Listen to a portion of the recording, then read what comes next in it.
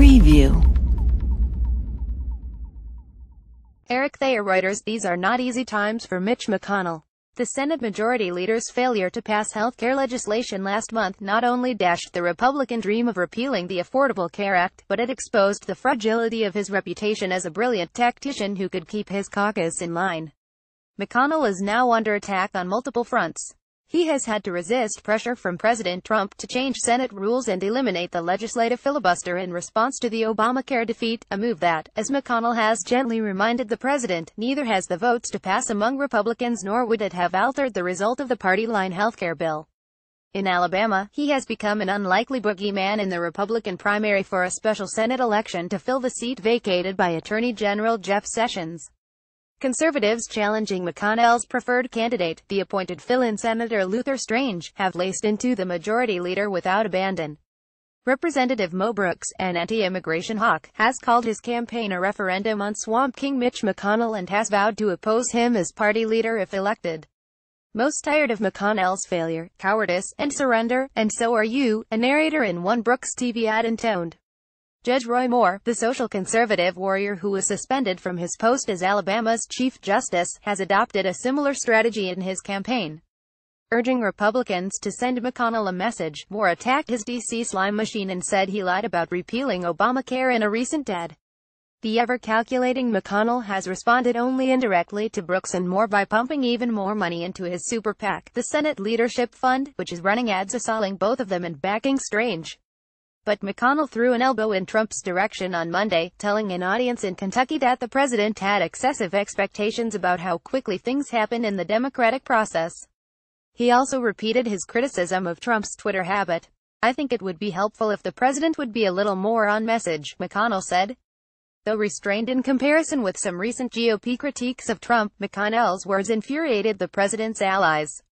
First it was Sean Hannity. At Senadamajder, no senator, you are a weak, spineless leader who does not keep his word and you need to retire. https://t.kabel4f7 WLM1. Sean Hannity at Hannity August 9, 2017. Then on Wednesday morning came Dan Scavino, the combative White House social media director. More excuses. At Senadamajder must have needed another 4 years in addition to the 7 years to repeal and replace Obamacare. https://t.co65bum6q, Dan Scavino Jr. At Dan Scavino August 9, 2017. A few hours later, the vacationing president broke away from a potential North Korean nuclear crisis to hit back at McConnell himself. Senator Mitch McConnell said, "I had excessive expectations, but I don't think so." After 7 years of hearing repeal, replace, why not done, Donald J. Trump at Real Donald Trump August 9, 2017. It's not clear what Trump's play is here.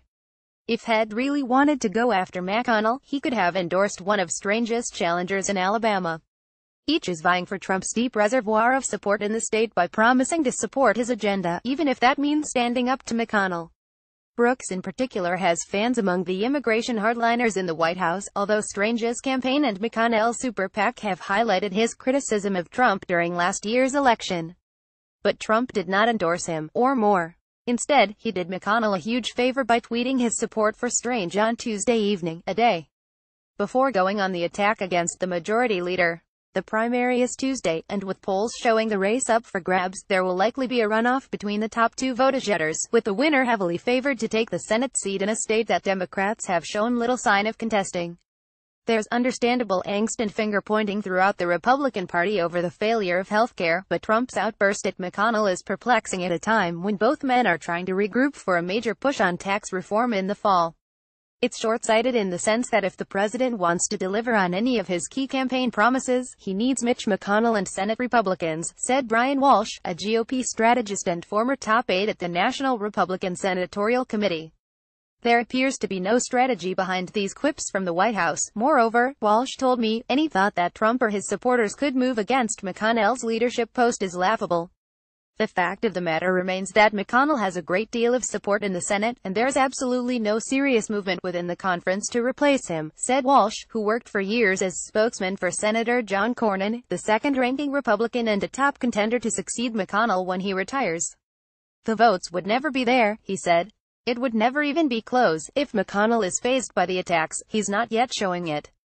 A McConnell spokesman declined to respond directly to the president or his other critics, pointing instead to the majority leader's past statements on the harsh reality of trying to repeal Obamacare. And despite Trump's evident frustration with McConnell and the failure of his first major legislative push, his more revealing move may have been his endorsement of Strange. The taciturn Senate leader and the shoot-from-the-hip president couldn't be more different in style, but they are stuck with each other for a while. And Trump knows it. This article originally identified Majority Leader Mitch McConnell's super PAC as the Senate Conservatives Fund. We regret the error.